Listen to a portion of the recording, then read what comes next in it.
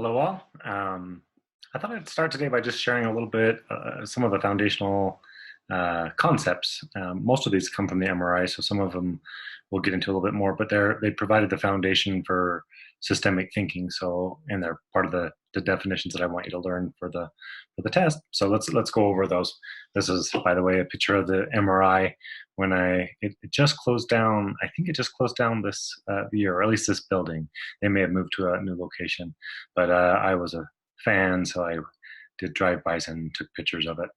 I also drove around and found out where Virginia Satir lived and others who were in the MRI, just to think, well, oh, those cool people once lived here, because I'm a geek. So systems theory, I know some of this will be a review for you, but hopefully it won't be too boring. System theory is a clinical theory of counseling in which the unit of treatment isn't just the person, but the whole set of relationships that person's involved with. It's a set of the relationships that we're focused on. It's focused more on what rather than why. And when we get into some of the like Jungian and Gestalt and other theories, you can see their influence on how the original systems thinkers were thinking. But yeah, so it focuses a lot more on what. It's not trying to get to a story about why something has happened, because that's sort of a bottomless pit and sort of the difference between a painting and a photograph.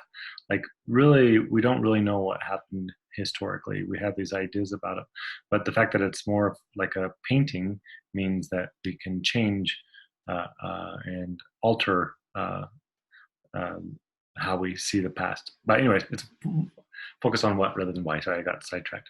Reciprocal causality. For those of you who are in my human sexuality class, it's one of the main ways that I think about all of my clinical cases.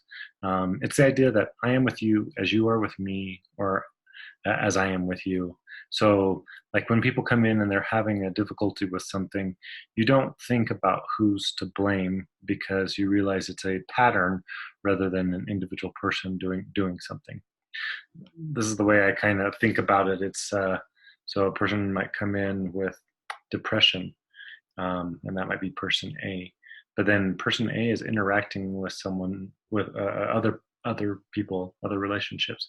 So it's also important to know how person B is responding to depressive behaviors, and then that has an influence on how A responds, and so forth. And then up above, I talk about how the larger context has an impact on people's functioning too. So I want to know what's going on in larger systems. It could be in schools, it could be in the community, it could be in the nation, because there's often an isomorphic pattern that's replicated. So basic isomorphism is the replication of patterns at multiple levels of a system. Like I said, it's here and now focused, much more present focus than like Freudian models or other models that were focused more on past. And so it's more, yeah, very different, more present focused. It's, again, looking at relational patterns. It's looking at the interconnection of things. So like I said in the last example, the community is interconnected. Other members in the family are connected. People are within a web of relationships, and that all has an impact. The idea is that the whole is more than the sum of the parts. So if a family, if a kid's having a problem in schools, it's so much more than just that child. It's the family that they come from. It's the school setting. It's the classroom. It's the teacher. The whole is much more important than just one part of it, and you can apply that to families, or you can apply that to lots of things. Contextual, again, all behavior makes sense in context. If we can just get enough information about the context, we can usually understand why any given phenomenon is occurring. And what I really like about that is it makes it so that I don't have to have a pathology orientation. Like, I'm not trying to find out what's wrong with a person. I'm trying to make sense of how their behavior makes sense within in a larger context, or within a set of relationships. It's interested in process over content. Those are two terms that you should know really well: process and content. Content might be the words that are being spoken, but the process is like the overall pattern in which those words have meaning. And so, without understanding the process, the content really isn't that useful. All behavior makes sense in context. I'm redundant, sorry, but it's important. Interaction is neither linear or causal, but rather circular. So back to sort of the idea of recursiveness, but you want to understand those differences between linear and causal and circular. Symptoms function to maintain equilibrium within a system. Most symptoms make sense, like they're serving some sort of purpose, and part of your job is to figure out in what context they're making sense, and then sometimes you're helping them to solve a problem in a different way so that the symptoms can disappear. If you just get rid of a symptom, sometimes that actually makes things worse. Going back to context, I may have used this before, but I like this little concept. So what's the middle character here? And now, how about what's the middle character now? If we don't really look at the overall context, the matrix in which anything is happening, a person or a phenomenon, then we really don't understand it. We have to understand it in the context in which it's originating. Let us once more point to the fact that at the clinical end of the behavioral spectrum, crazy communication or behavior or any presenting problem is not necessarily the manifestation of a sick mind, but may be the only possible reaction to an absurd or untenable communication context. So, yeah, a lot of our original founders of family therapy were really interested in thinking about how communications, the way people talk about things, also may end up maintaining the problem. We'll get a little bit more into that. Some terms you should really know, and you probably I have talked about this before, but just a refresher: cybernetics. And there's two types of cybernetics. There's simple cybernetics, and this was sort of a shift from individual sort of models, but it's a system whose operation we attempt to understand by observing what goes into and what comes out of. We don't necessarily see ourselves part of that system, but we're trying to make sense of any, like if we're watching a person, we're not thinking about an intrapsychic thing because we don't really have access to intrapsychic things. So we're watching about the influences that person experiences, and then what that person is doing, because that's really more the only concrete data we have. Now, a step to at least another level is cybernetics of cybernetics. That's a higher level of abstraction in which the observer becomes part of or a participant in what's observed. And it's actually probably more true because there's plenty of research that shows that if something or someone is observed, then that actually ends up changing it. Think about when you're observed versus not observed. Being observed has an impact. If you're being supervised live while you're doing therapy, you'll probably do therapy a little bit differently than if you're sort of on your own and not being observed. Anyways, there's lots of examples of that. This is sort of the concept of a simple cybernetics, just paying attention to what goes in and what comes out. Okay, function. It sounds like math, but it's applied to human beings. So you can think about a function in the real basic terms: a plus b equals c. But the whole equation, though written as a plurality of terms, is actually just one single number. So if it was 1 plus 2 equals 3, the whole thing actually means 3. But you have to think about them together collectively. So function is the relationship between the variables. So I am the worst person to be talking about math, but I do get this one part about the function. There's a suggestive parallelism between the emergence of the mathematical concept of function and the awakening of psychology to the concept of relationship. It's not different than when I give the example of the child that comes in. If we're only looking at the child then we're really not understanding the whole picture. We need to see the entire family. We need to at least try to understand what's going on in their school system or in their friendship system or in other parts of the system to understand the whole function of what is happening. Okay, stochastic process. This is when a system has the ability to store previous adaptations for future use. And humans are really actually great at this. When certain sequences become repetitive, they become more probable. It almost happens immediately when like two people come together. If one of them walks through the door first and the other person allows them to go through the door first, that is more likely to happen the next time they come to a door to walk through. Think about when you're in a classroom, you all sit in the same seat, even if it's not assigned. And if you go in and sit in a different seat, people will experience that as strange because they'll think of that as their seat. It's just part of the human tendency to be redundant in their patterns. So there's no innate explanation or explanatory meaning like it doesn't necessarily mean something that you sit on the second row, third seat in. That's just where you sat the first day, and then you continued on.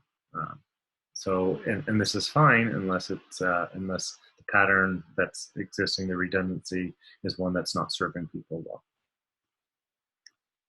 Schismogenesis, it's a process of differentiation in the norms of individual behavior resulting from a culmination of interactions between individuals. You could also, you probably have talked more about it, about complementary versus symmetrical interactions. So complementary is like, if I yell, and then complementary is that you go quieter. That could be an example of it. Whereas symmetrical is if I yell, you yell, and then I yell louder, and then you yell louder. So these are always tricky. I always have to pause for my own stuff, but it's important to know the difference between complementary versus symmetrical. Okay, imagine that you're leaving only a very short pause after someone else has finished speaking before you start. You're speaking to someone who normally waits longer before speaking, and neither of you are aware of this difference in speaking styles. In such a situation, you'll probably dominate the conversation while the other person will have great trouble getting their words in edgeways. You might conclude that they had nothing much to say, while they might think of you as pushing and willing to let them say anything. You could think about that example as like there's language differences, the way people speak who are coming from a Native American background versus someone who's coming from an Italian background. Like those might be just cultural patterns that have come into being. But if you're not aware of it, you can have misinterpretations, or you might think about it as introverted versus extroverted. See, these are not absolutes, but they're patterns that can evolve. Okay, a few axioms of communication I just thought were useful for you. These were originally written down and developed by Wendell Ray. He hasn't published them in everywhere, but let me at least give him credit. He's a professor in Louisiana. The impossibility of not communicating. One cannot not communicate. Every communication has a content and a relationship aspect, such that the latter classifies the former and is therefore a meta-communication. Let's see. So if I say, "Hey, I really like you," just the words might mean something. But if I say, "Hey, I really like you," then the tone of voice, the facial expression, and others give that the words, the content, a whole different meaning. So you really need both in order to understand things. The nature of a relationship is contingent upon the punctuation of communicational sequences between the communicants. So yeah, there is in pragmatics of human communication, there's an idea about patterns, a pattern that can happen where you have negative sentiment override, where you interpret every single thing as either positive or negative. Or you could have the reverse. You could have positive sentiment override, and it depends on the nature of the relationship. Like I'm sure you know people in your lives that pretty much anything you do, you'll give them a free pass because you just positively override anything negative that they do. And you definitely have people in your life that you do the opposite with, where anything they do gets sort of framed through a negative lens. Human beings communicate both digitally and analogically. Digital language has a highly complex and powerful logical syntax, but it lacks adequate semantics in the field of relationship, while analogic language possesses the semantics but has no adequate syntax for the unambiguous definition of the nature of the relationship. Um, yeah, I think of analog as being what people trust more, but sometimes it'd be confusing if there's a disconnect between the digital language that's being used and the analog that a person is expressing. Analog is like everything that makes something have meaning. Like it could be tone of voice or facial expressions or the pace of speech and so forth. All the other stuff that give the word the meaning. All communicational interchanges are either symmetrical or complementary, like we were talking about before, depending on whether they're based on equality or difference. So if language and cultural differences become exaggerated when they come into contact, what you have is complementary schismogenesis. This is a term coined by Gregory Bateson to describe what happens when people with different cultural norms come into contact with each other. Like I was trying to give an example about the Native American versus Italian. They can react to each other's differing patterns of behavior by doing more of the opposing behavior. It can be cultural. It can also be other things, like maybe someone who's generally talkative when they are around other really talkative people, then they go more quiet. No, could it be opposite? They could do complementary and become louder and try and compete for attention and space. I mentioned this a little bit before, but report and command aspects. So report is the aspect that conveys information, the content of the message, whereas the command is information about how the message should be taken. So if I say, you don't have to buy me a gift, you don't buy me a gift. I don't even care if you buy me a gift. The report is that I'm saying you don't have to buy me a gift, but the command is you damn well better buy me a gift. So yeah, the healthier the communication, the more congruent the report and the command. And the more problematic the communication, it's where those two become further and further apart. And actually, when people have relationship problems, that's often one of the things is what's being said isn't what was intended, and so, isn't conveying the actual message. So you probably have had that experience. Everyone's had that experience with some people in their lives. When people do communicate, there's three ways to respond. You could accept what that person is saying, and that doesn't necessarily mean agreeing, but you take it and you accept, you're acknowledging it. You could reject it, like you can really be vehemently against them, shut it down, tell them it's not valid, or disqualification is the third. And that's kind of like when you have a non-reaction, and that's actually the most problematic. People will often escalate their behaviors or their communication when they receive a disqualification because they feel like it's not even landing or being registered. Schizophrenia, I doubt this will be on the test, but it's part of the origins of the theories of family therapy when they were studying schizophrenia.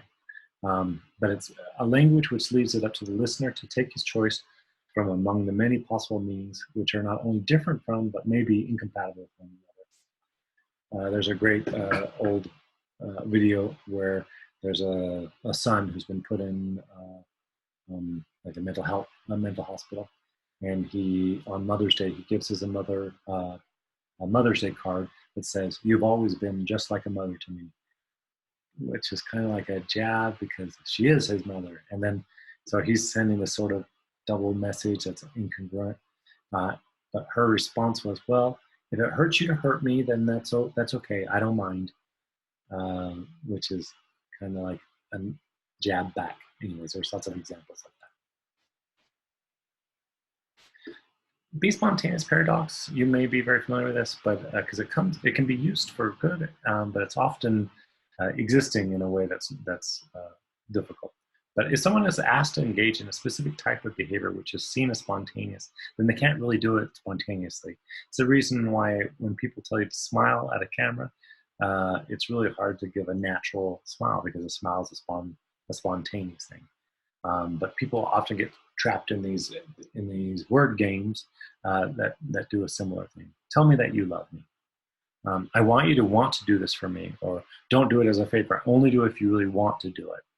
I mean, how do you escape that? Because if you do it, they don't know if you did it because they told you, and if you do it genuinely, they wouldn't know anyways. And it's why it's not really great to tell kids, now you tell your sister that you love her, or go to your room. It's like, you can't make someone spontaneous feel loving feelings towards their siblings. So demanding something that's supposed to be spontaneous will actually only make it harder for that child to have those feelings for his sister. Examples. We sometimes use these therapeutically, though, and we'll get a little bit more into that as we go into some of the later models. These spontaneous paradoxes are sort of double bind.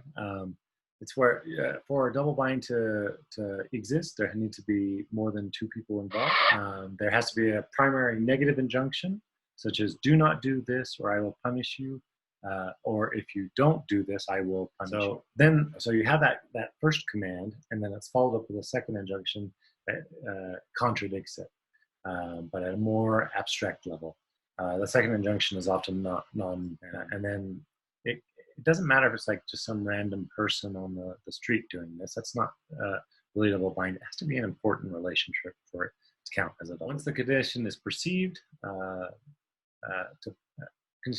perceive that, once conditioned to perceive the world in terms of double binds, then only a little part of it, like maybe it has to be verbally done for a while, but then later it might be just a look or something else, and it can evoke that feeling, that pit in your stomach that comes along with being in a double bind. Okay, homeostasis therapy. Basically, it's the idea, the analogy that they often use is a thermostat. That maybe the thermostat is set to this level in a family, and if it goes above that, then something happens to bring it back down to that, or if it goes before, something happens to brings it back up. So if in the family has a low tolerance for risk. If someone risks, then maybe there'd be some sort of punishment in the family that brings them back to not risking, and it maintains equilibrium. Whenever a family system is threatened, disturbed, or perturbated by a therapist or by anyone else, it moves towards balance or homeostasis. And one of the most common ways that we'll get into when we talk a little bit more about Bowen is through triangulation, like bringing in some third party to try and stabilize things. Okay. Non-summativity. A system cannot be taken for the sum of its parts. Indeed, formal analysis of artificially isolated segments would destroy the very object of interest. But this happens all the time. People will only focus on one little part, but not look at it in a holistic way. But in systems theory, we realize that we got to look at the entire, the whole. Oh, so one story that I was working on my computer, and then all of a sudden it stopped working, and I was pushing buttons and things like that, but I hadn't noticed that something that was on my disk was actually holding down one of the buttons, and because of that, my computer wasn't working. I was only looking internally in the computer. I wasn't thinking outside about my messy desk. So I mentioned wholeness. Every part of a system is so related to its fellow parts that a change in one part will cause a change in all of them and in the total system. So you maybe know more of the Kardashians or someone else, but if you're old, then you know this is the Brady Bunch.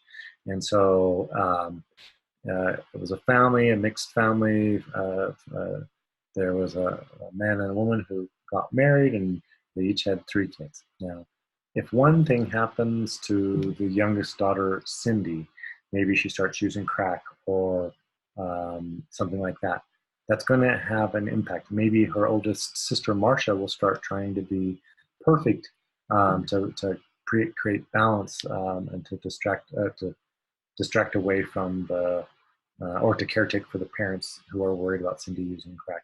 Maybe Marcia, the middle daughter, will sort of go invisible. And then if Cindy stopped using crack, then maybe someone else in the system, maybe Bobby, might start stealing cars or doing something different because the system's accustomed to having problems in the family. So you gotta, that's why just treating an individual is sometimes problematic, because the symptom might just move to other places within the same system. The symptom might move to other places. So let's talk a little bit about Alfred Adler. He's the founder of Adlerian therapy. And there's so many different things that we could focus on. And I think we will check back in as we look at some of the ways his ideas have influenced later models. One of the things is that he's also not very past oriented. For example, it's not childhood experiences that he found to be crucial. It's the present day interpretations of them. A quote by him is, "Meanings are not determined by situations, but we determine ourselves by the meaning we give to situations." Sounds a little like maybe that influenced narrative therapy, but I don't know that for sure. But it's at least has that in common with narrative therapy. It's the stories that we care about it, the meaning that's made. One of the big concepts that I thought was really interesting about Adlerian therapy is that an individual's attitude toward is this concept of social interest, and that if someone's healthy, they are interested in other people and in society. An individual's attitude towards and awareness of being part of the human community and the degree in which they successfully share with others and are concerned with their welfare. Happiness and success are largely related to social connectedness. Another quote by him is that empathy is seeing with the eyes of another, listening with the ears of another, and feeling with the heart of another. In Adlerian therapy, therapy is characterized by teaching, informing, and really being encouraging. You're really trying to help people to develop an awareness, and it's a focus on the importance of the feelings of self that arise when they're having interactions with or conflicts with other people. A sense of self or ego is a real central core of personality, according to Adlerian therapy. He would say that you should follow your heart, but always take your brain with you. And I'm going to provide you a couple of resources that you can watch to get a little bit more detail about that. Gestalt. I just found a poem that I thought summed it up nicely. I do my thing and you do your thing. I'm not in this world to live up to your expectations, and you are not in this world to live up to mine. You are you, and I am I. And if by chance we find each other, it's beautiful. If not, it can't be helped. So he gets all the credit, but he did found Gestalt therapy with his wife Laura. Some other core concepts from that. It's a German word, Gestalt. It means the total or whole of something, and it transcends its parts. So it's sort of like I was saying from those system concepts. I definitely think Gestalt theory had an influence on beginning origins of systems concepts of wholeness. A person exists by differentiating self from others, but with a clear but permeable boundaries. And when we get into Bowen and differentiation, you'll see that that's very, very similar and likely influenced him. Gestalt therapists help patients gain awareness and to live in the here and now.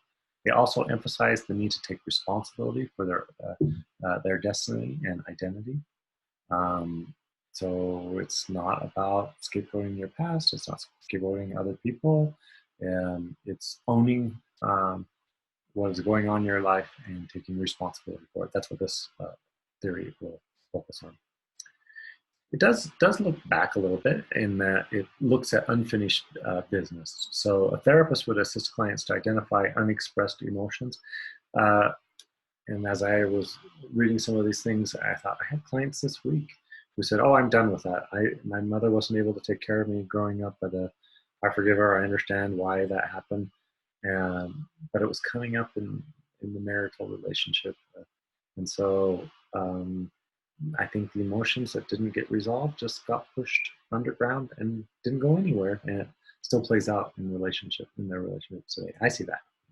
So what the Gestalt therapist would do is to help the patient to re-own the parts of themselves. So like maybe in that example, the hurt child part, um, and then to sort of reintegrate that into themselves.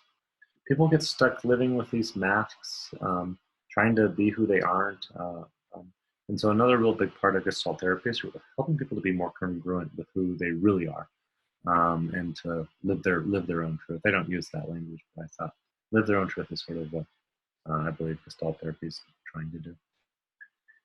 Again, like when I talked about some of the core systems theory, it asks what and how questions, and it really avoids the why questions for the same reasons. One of the things that Gestalt says a little bit differently is that why questions lead to what's the term, like making up stories for self to rationalize bad behaviors. So they're not as useful.